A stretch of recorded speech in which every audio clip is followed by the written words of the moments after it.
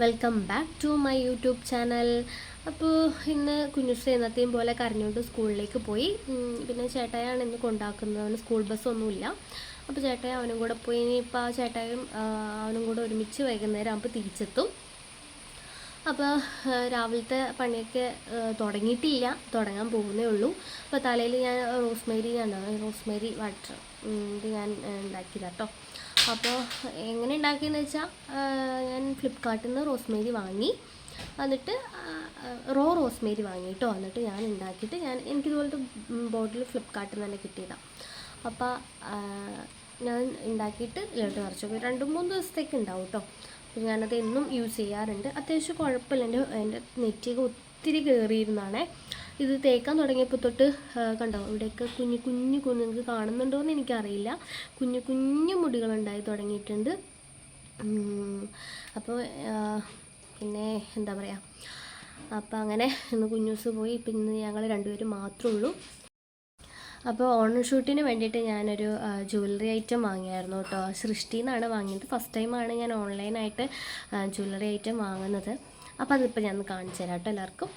സാധനം കയ്യിൽ കിട്ടിയിട്ട് കുറച്ചധികം ദിവസമായിട്ടോ, ഒരു 3-4 ദിവസമായി കാണും. പക്ഷേ വീഡിയോയ്ക്ക് വേണ്ടിയിട്ട് എടുക്കാൻ പറ്റിയത് ഇന്നാണ്. അപ്പോൾ ഇതാണ് സാധനം. എനിക്ക് ഒത്തിരി ഇഷ്ടമായി. ഞാൻ ഒട്ടും പ്രതീക്ഷിച്ചില്ല, ഇത്രയും പ്രതീക്ഷിച്ചില്ല. നല്ലൊരു കോയിൻഹാരമായിരുന്നു. ലക്ഷ്മി ടെമ്പിൾ വർക്കൊക്കെ ഉള്ള അത്യാവശ്യം നല്ല ക്വാളിറ്റിയുള്ള മാല. കമ്മലാണ് എനിക്ക് കുറച്ചുകൂടെ വലുതായിട്ട് തോന്നിയത്. എനിക്ക് എൻ്റെ ജീവി ചെറുതായത് കൊണ്ടാണോ എനിക്കത് ഫീൽ ചെയ്യുന്നതെന്ന് അറിയില്ല. ബട്ട് എനിക്ക് കമ്മൽ ഇച്ചിരി വലുതായിട്ട് തോന്നി. അപ്പോൾ ഇതാണ് സാധനം കേട്ടോ. അപ്പോൾ ചേട്ടായി തലേദിവസം കുറച്ച് മീൻ വാങ്ങിച്ചുകൊണ്ട് വന്നിരുന്നു. അപ്പോൾ അത് കുറച്ച് ഞാൻ വെട്ടി ഉപ്പിട്ട് നന്നായിട്ട് തിരുമ്മി ഞാൻ കഴുകി കേട്ടോ. കുറച്ച് വറുക്കാനും എടുത്തു വെച്ചു, കുറച്ച് കറി വെക്കാനും എടുത്തു വെച്ചു. അധികം പണിയില്ലാത്തൊരു ചെറിയൊരു ടൈപ്പിലുള്ള മീൻ കറി വെക്കാമെന്ന് വിചാരിച്ചു. അധികം പണിയൊന്നും ഇല്ലാത്ത രീതിയിൽ വേഗം തേങ്ങയൊക്കെ അരച്ച് അതിൽ തന്നെ ഇട്ടു. കുറച്ച് പച്ചമുളക്, തക്കാളി, ഇഞ്ചി, വെളുത്തുള്ളി, കുടംപുളിയാണ് ഞങ്ങൾ സാധാരണ കറിക്കൊക്കെ യൂസ് ചെയ്യാറ് കേട്ടോ. സാധാ പുളി, നാടൻ പുളി യൂസ് ചെയ്യാറില്ല.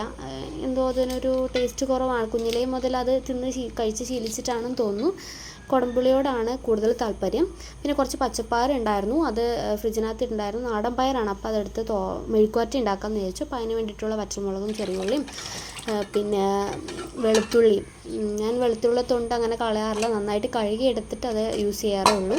അപ്പോൾ അത് നന്നായിട്ട് ക്രഷ് ചെയ്തിട്ടൊന്ന് എടുക്കണം. അപ്പോഴാണ് ഞാൻ ഓർത്തത് കറിവേപ്പില തീർന്നു പോയല്ലോ ഭഗവാനേന്ന്.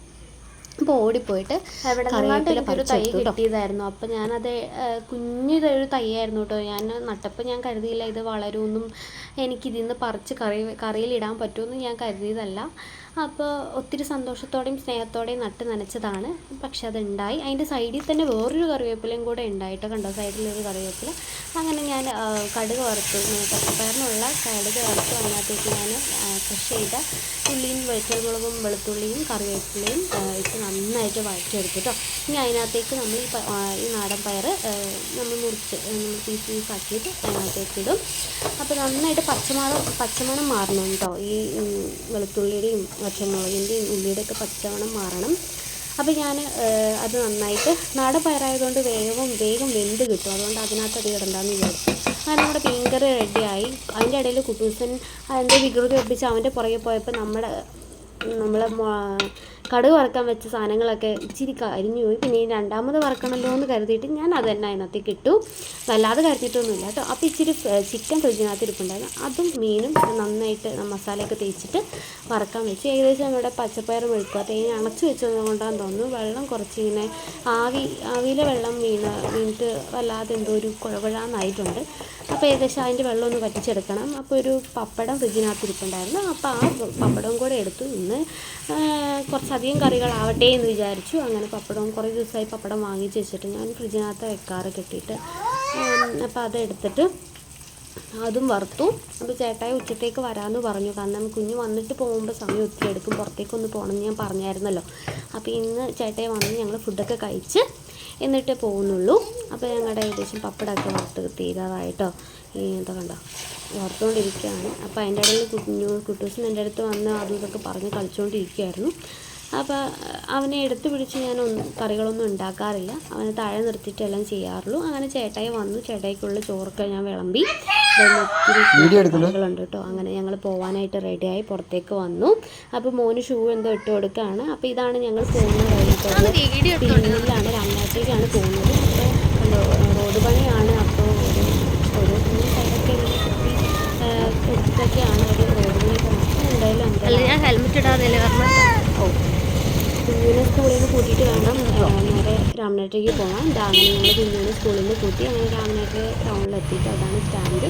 അപ്പോൾ ആ സ്റ്റാൻഡ് സൈഡിൽ ഒത്തിരി കടകളുണ്ട് കേട്ടോ, നിറയെ കടകളുണ്ട്, തുണിയുടെ ആയാലും ഇങ്ങനെ. അപ്പോൾ എനിക്ക് ബ്ലൗസിന് വേണ്ടിയിട്ട് ഓണത്തിന് എനിക്കൊരു ഫോട്ടോഷൂട്ട്, അപ്പോൾ അതിന് വേണ്ടിയിട്ട് ബ്ലൗസിന് വേണ്ടിയിട്ടൊരു ലേസ് എടുക്കാനായിട്ടാണ് മെയിനായിട്ട് വന്നത്. അപ്പോൾ ആ സാധനങ്ങൾ ഞാൻ നോക്കുന്നത്. അപ്പോൾ ചേട്ടനോട് പറയായിരുന്നു ഒന്ന് വീഡിയോ എനിക്ക് എടുത്തതാണ്. അപ്പോൾ ചേട്ടൻ ചുറ്റും ഒന്ന് വീഡിയോ ഒക്കെ എടുത്ത്, ചേട്ടയ്ക്ക് ഇങ്ങനെ വീഡിയോ എടുക്കാനൊക്കെ ഭയങ്കര മടിയാട്ടോ, അങ്ങനെ എടുക്കാറില്ല. ആരെങ്കിലും ഇതിലും വിചാരിച്ചാലോ ഒരു ചമ്മൽ. അതിന് എനിക്ക് ഫാൻസി ഷോപ്പിലൊന്ന് കയറണം, കുറച്ച് വള വാങ്ങാനുണ്ട്, അങ്ങനെ കുറച്ച് ഐറ്റംസ് വാങ്ങാനുണ്ട്. അപ്പോൾ അവിടുത്തെ വീഡിയോ ഒന്നും ചേട്ടാ ഇതിലേക്ക് എടുത്തിട്ടൊന്നുമില്ല കേട്ടോ. അങ്ങനെ ഞങ്ങൾ ലേസൊക്കെ വാങ്ങി ഇറങ്ങുവാണ്. അങ്ങനെ ലേസൊക്കെ വാങ്ങി നേരെ ഞങ്ങൾ വീട്ടിലേക്ക് തന്നെ പോവുകയാണ്. അപ്പോൾ ഇത് ഞങ്ങളുടെ പുതിയ റോഡാട്ടോ, ആദ്യമായിട്ടാണ് ഞാൻ പോകുന്നത്. പുതിയ റോഡാണ്.